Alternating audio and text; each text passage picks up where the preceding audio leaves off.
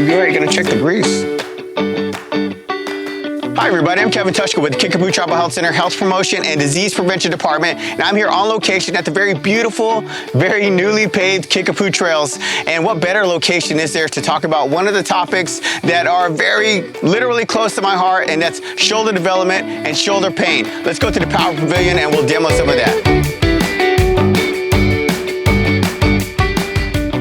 I usually like to go around and do a small survey and ask people what their biggest obstacle to maintaining their exercise regimen has been. And earlier today, I got one of the most heartfelt, sincere, true to form responses. And it is what inspired this topic to be talked about today. I'm going to share that with you. What's up, Kevin? Hey. I need you to tell me a quick obstacle to your exercise routine. Aunties. Hey, no. Something physical. My shoulders. Bet. All right. Inspiring.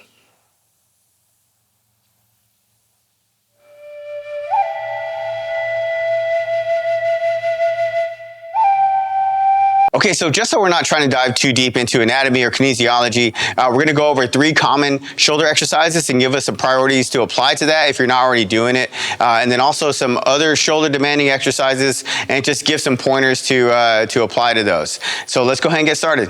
All right, so the main priority that you want to apply to every single shoulder exercise you do is elbow placement. So where are my elbows starting and where are they ending up? We're going to do the shoulder press. Now, barbell's normally weighted, so it's going to manipulate my body a little bit more. But when you hold a bar, you want to make sure that your elbows are leading your hands.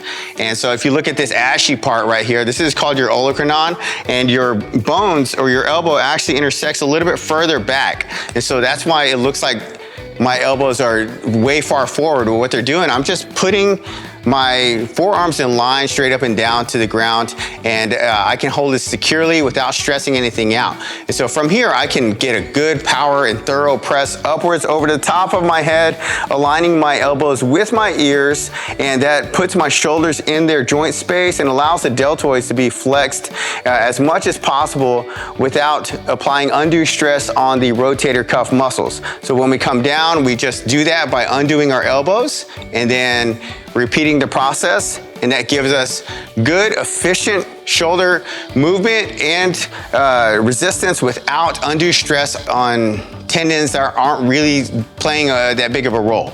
Okay, so our next exercise is going to be the front raise. The front raise is literally just taking your dumbbells or your barbell and raising in this controlled circle motion, half circle motion, quarter circle motion, and in front of your deltoids here. The reason why we want to take it to that is because the back muscles actually engage a little bit higher. And so we usually want to keep it on the shoulders. And again, we want to think about where our elbows are at. A pitfall that we commonly see is usually we lean far forward and then we flip our hands. And when we do that, there's about 10 to 20 degrees that we're not activating or giving to the shoulders. Okay, the next exercise is going to be our lateral raise. So this side will be working. And typically you don't do these with barbells unless you're a beast. With your dumbbell, you're just going to raise to where your hands are horizontal or parallel to the ground. It's almost as if you're leaning the front of your dumbbell over like you're pouring something out. But what that does is allows our humerus bone to stay centered on the ear and center line with the body. So commonly we'll see the hips involved, and then it does this. Well, what that's doing is applying or giving the resistance to the rotator cuff and the front deltoid here, front part of your shoulder. And then it's also giving us a little bit of back activation when really we wanted just healthy shoulders using this to get those nice rounded and defined deltoids. Those look great in sweaters and swimsuits. Okay, a common culprit for shoulder pain is usually the bench press. Now, it's an amazing exercise, but there are some common pitfalls or bad habits or extremes that we are or are not doing. And what I want you to think about not only is where are my elbows, which they should be in front, guiding the wrist. So right now, my wrists are facing towards the front of me, so that means my elbows need to be facing down. Since we're on a machine here, in normal life, we don't have anything against our back. So the first thing we need to do is squeeze our shoulder blades together. When we squeeze our shoulder blades together, we create a flat platform for the bench to rest against. And then we also create a higher chest, which means that we give the torque creation of this motion to the chest, which is where we want it. And then my elbows are aiming towards my hips. And when I press upwards, I just press to the extent of my arm length. So not anything more. Commonly, you'll see people reach a little bit further as if they're trying to get the bar as high as they can get it during this press, where there's no muscles past what's already contracted.